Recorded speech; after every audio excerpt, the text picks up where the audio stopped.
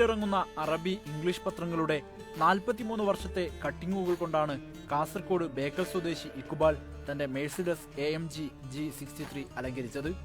സ്വദേശികളുടെ പലതരത്തിലുള്ള അലങ്കാരങ്ങൾ പതിച്ച ആഡംബര കാറുകൾ പ്രത്യക്ഷപ്പെട്ടെങ്കിലും പത്രവാർത്തയിലൂടെ UAE ചരിത്രം പറയുന്ന ഇക്ബാലിന്റെ രാജകീയ കാറിന് തന്നെ ആദ്യ സമ്മാനം ലഭിച്ചു.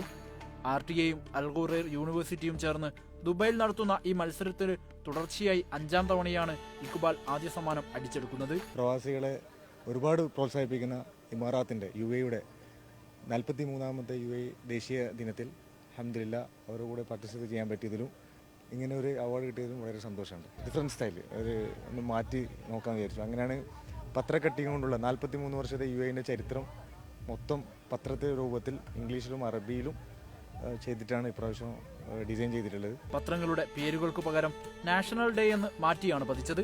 10,000 ദിർഹമാണ് ഇതിനു വന്ന ചെലവ്. പ്രവാസികൾക്ക് ഏറെ തുണയാവുന്ന UAE എന്ന രാജ്യത്തിനുള്ള തങ്ങളുടെ സ്നേഹപ്രകടനത്തിന്റെ ഭാഗമാണ് ഈ അലങ്കാരമെന്നും ഇക്ബാൽ പറയുന്നു. ജനിച്ച നാടല്ലെങ്കിലും അന്നം തരുന്ന നാടിന്റെ ദേശീയാഘോഷത്തിലാണ് പ്രവാസികളും. ദുബൈയിൽ നിന്നും ക്യാമറമാൻ യൂസുഫ് അലിക്കൊപ്പം ഹാരിസ് അരിക്കുളം, മീഡിയ 1.